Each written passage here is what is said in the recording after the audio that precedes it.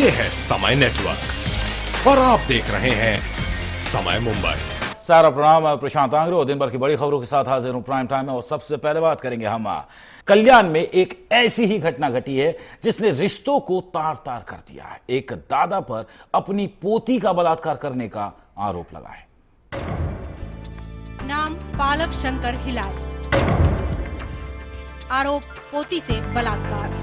तो इस वक्त इस अहम मसले पर हमारे साथ स्टूडियो में जो मेहमान है, सबसे पहले आपका तारुफ करवाता हूं। मेरे साथ डॉक्टर स्नेहा तुली मौजूद है, जो कि एक मशहूर चित्रकार है, लेखिका है, गायिका है, कवित्री है और साथ ही साथ समाज सेविका भी है।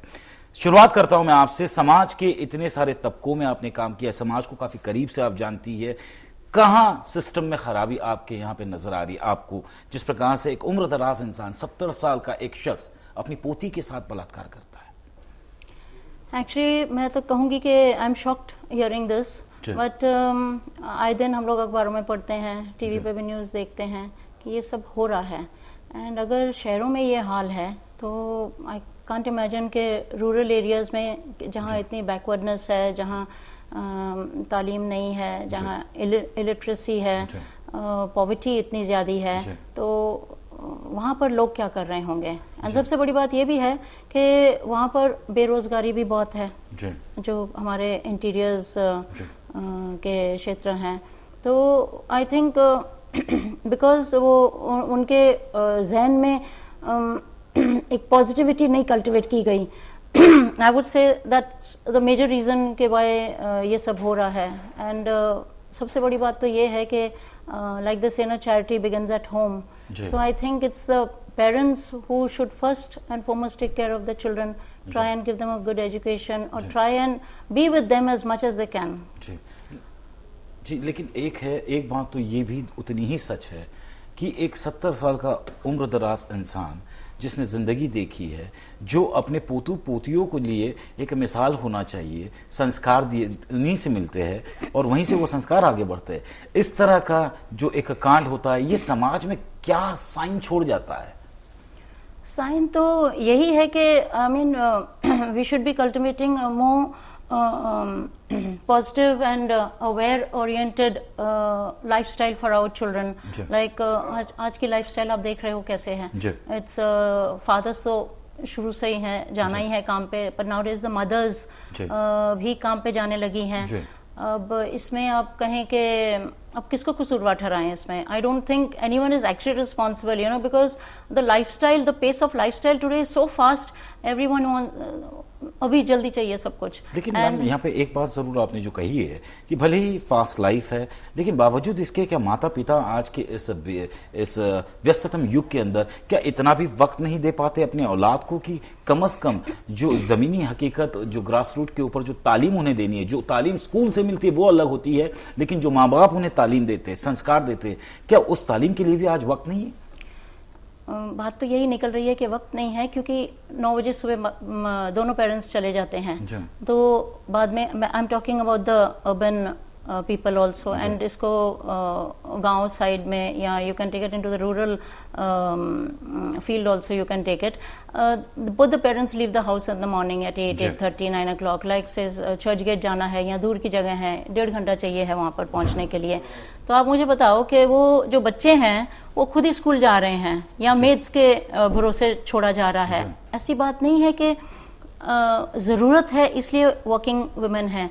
It's not the need of the hour. मैंने देखा है कि बहुत वेल टू डू फैमिलीज में भी the girls are working, and बच्चे कहाँ पर पढ़ रहे हैं? मेड्स के पास पढ़ रहे हैं, या nowadays the system of nuclear families is also decreasing. And the moment the couple get married, they're living separately from the parents. So the more the child is alone with a maid or with other children, where he can be influenced, you know, wrongly. So I think it's I mean, you cannot blame one single factor for this. The entire system is responsible. The whole system is gone way. ये मासूम बच्चों को भी exploit किया जा रहा है और ये रोकना अब पुलिस महकमे का एक जिम्मा है, क्योंकि लगातार औरतों के ऊपर जो है ये जुल्म और ज्यादतियां बढ़ती जा रही है। ये तो आपको भी पता है कि these orphanages, some of them जो मैंने भी जिनके बारे में सुना है, नंबर ऑफ देम प्रोस्टिट्यूशन के अड्डे बन जाते हैं बाद में. सो what do the direct responsibility goes to the ashram only. Here you cannot blame the parent or you cannot blame anyone else because it's the authorities. तो जो हमारे रक्षक हैं, जो जिनको सौंपा गया है कि इन बच्चों की केयर करें, वही अगर गलत करने लगे तो अब किसको जाके बोलें हम? I mean, there's you are left speechless. You know, where will the offence को जी. और पुलिस महकमे की अगर बात करूं मैं, तो क्या पुलिस महकमे का वो दबदबा, वो रुतबा जो 50 और 60 के दशक में था, आज वो दबदबा कहीं ना कहीं पूरा खलास हो चुका है, लोग उसे भूल चुके हैं. आज वेरी कॉमनली ले लेते हैं कि कोई बड़ा अफसर भी आया तो कोई फ़र्क नहीं पड़ता है. क्यों आखिरकार पुलिस अपना वो रुतबा आज गवा चुकी है? Again money. आज पुलिस को, आपको भी पता है ये बात का कि खरीदी जा सकती है. Everything is bought today. So sense of responsibility is not there with anyone. Everyone is just shortcut. कोई चीज़, कोई हादसा हुआ है, उसको दबाना है, तो police just turns a blind eye to it. And हम आश्रम की बात क्यों करें? पुलिस स्टेशंस में ही आप सुन रहे हैं कि रेप्स वगैरह हो रहे हैं. Just recently I had heard there was some incident, I think on TV I was watching it. So जब पुलिस से, जो हमारे रक्षक हैं, the people who are supposed to protect us, we are not safe there also, तो किसको बोले हैं? यानी रक्षक ही भक्षक बन रहे हैं, उन्हीं के ऊपर सवालिया निशान है, तो फिर आम इंसान गुहार लगा के किसको पुकारे ना? तो ऐसी डायर सिचुएशन के अंदर जनता जी रही है, कौन रिस्पॉन्सिबल है इसके लिए? No, we are talking about सरकार, क्या हम जिम्मेदार शहरी? क्या आज जागरूकता जो एनजीओज है, जो ये दावा करती है कि हम जागरूकता फैला रहे, अवेयरनेस फैला रहे, क्या वाकई वो अवेयरनेस फैल चुका है या अभी फैलना बहुत बाकी है या फैला ही नहीं है? मैंने देखा है कुछ एनजीओज तो they are doing good work. I know some organizations where actually good work is being done, but most of them again they are capitalizing and money is the criteria there also. So whether you blame the parents or whether you blame the system, or now you cannot blame the child because his parents, his or her parents are dead. So who do you blame over there? There तो it's a close open and shut case हो जाता है कि भाई helplessness है, वहाँ पर बेबसी है, तो लाचारी है, तो वहाँ पर हम किसको ब्लेम करें? It's the authorities. जैसे मैंने अभी कहा, the authorities who are supposed to protect us, they themselves are indulging in this kind of dirty and I don't know how to what to use. अगर यदि एक आम इंसान, एक समाजसेवी होने के नाते इस तरह के इंसिडेंट जब आ जाते हैं, तो क्या लगता है आपके दृष्टिकोण से कौन सा तरीका हो सकता है कि हम इस तरह के हादसों को कम से कम रोकने की अपने तरफ से जो है एटलीस्ट कोशिश तो करें? हमारी ओर से तो हम देखिए, actually the education system starts from the schools. So I think schools play a very big role in educating the children. And nowadays children के साथ साथ parents को भी बुलाया जाता है. The parent teacher interaction is there. So when the parent teacher interaction is there, if the parents become more aware of their duties towards their children, and if they decide to forego something for the child to give more time to a child, it will become, the child will be a healthier child. The whole society will change, because all said and done, I think it's at the mother level and at the wife level or the sister level that these things start, So लेकिन इसका एक दूसरा impact भी है, जिस प्रकार से आपने जो जिक्र किया है कि स्कूल में जब बच्चे की एडमिशन्स होती है, मम्मी पेरेंट्स को बुलाया जाता है. शायद ऐसे भी कई ऐसे किस्से हैं कि खुद माँ बाप वो तालीम नहीं ले सके, लेकिन वो चाहते हैं कि वो अपने औलाद को जो है एक अच्छी तालीम दे. हाँ, तो वो बेसिक जो उनके अंदर संस्कार हैं, जो मान लिया कि वो अनएजुकेटेड हैं, ठीक है, पर जो वैल्यूज हैं, जो अच्छी बातें जो उनको they have to impart to the good education that they have to impart to the child. जरूरी नहीं है कि इंग्लिश पढ़ा हुआ बच्चा हो, he is going to a well educated school और something like that, he is in that kind of surroundings. Even a ordinary poor mother first वो प्रोटेक्ट करेगी अपने बच्चे को. First foremost the thought should be trying and taking care of the children and giving the maximum time to the child. Nowadays क्या हो रहा है कि the children are not getting enough time from their parents, and they're left alone with the maids, they're left alone with the grandparents. This is just shocking कि a grandfather is has indulged in this kind of an activity. It's too shocking. इसी मसले पर ज़रूर मैं संक्षेप में ये जानने की कोशिश करूँगा। 15 साल की लड़की खुद एक मासूम बच्चे को जन्म देती है। एक महिला होने के नाते वो उम्र खेलने कूदने की उम्र होती है। आज समाज ने उसके सामने एक ऐसी सिचुएशन ला के रखी है, अब उस लड़की के सामने किस तरह की ज़िंदगी आ गई है?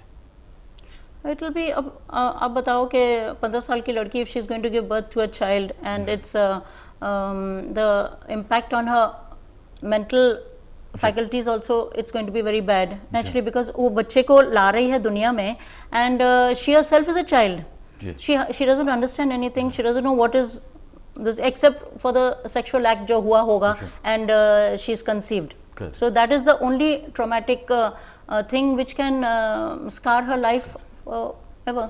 चलिए, साफ तौर पे यहाँ पे जिस प्रकार से स्नेहा तुलीप जी ने यहाँ पे बात कही है, उन्होंने साफ तौर पे कहा है कि जो कुछ शाहपुर में उस मासूम बच्चे के साथ हुआ है, सख्त से सख्त कार्रवाई वहाँ के आश्रम और वहाँ के जितने भी अधिकारी है या जो भी वहाँ की मैनेजमेंट टीम है उसके ऊपर सख्त से सख्त कार्रवाई होनी चाहिए और पुलिस का एक अहम भूमिका होनी चाहिए। लेकिन पुलिस यहाँ पे कई सारे सवाल उठ रहे हैं। हमारी चर्चा जारी अपने मेहमान डॉक्टर स्नेहा जी के साथ में।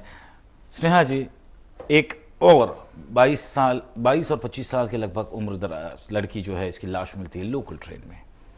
कितनी सेफ है महिलाएं आज मुंबई शहर में या पूरे महाराष्ट्र में या हिंदुस्तान में? आई थिंक ये आपने महाराष्ट्र और बॉम्बे की तो बात की है, दिल्ली के भी कितने रोज आजकल सुनने को मिल रहे हैं कि वहाँ पर ब्राइड बर्निंग ये वो हो रहा है।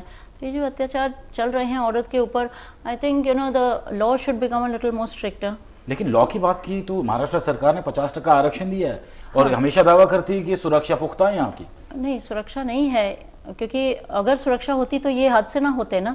तो that means for women I think some more measures should be taken, to protect them. Like they can give some numbers at the police stations where women can immediately phone and get relief from there. So, but मैंने जहाँ तक सुना है कि जब आप ये hot numbers पे फ़ोन करते भी हैं पुलिस स्टेशन में, देन ऑल्सो एंगेज्ड आता है। So where is the you need immediate action sometimes, and हो सकता है कुछ लड़कियां पुकार कर रही हों, कुछ फीमेल्स कर भी रही हों, but it's not going through. And सबसे बड़ी बात है कि हमारे बॉम्बे में और या महाराष्ट्र, क्या मैं बॉम्बे की पहले बात करूँगी कि the distances are so far and the working hours are so tedious. So these factors also detrimental for a woman going out of the house, and कहीं ना कहीं कुछ ना कुछ हादसा हो जाता है, which should not be happening. I think the government should be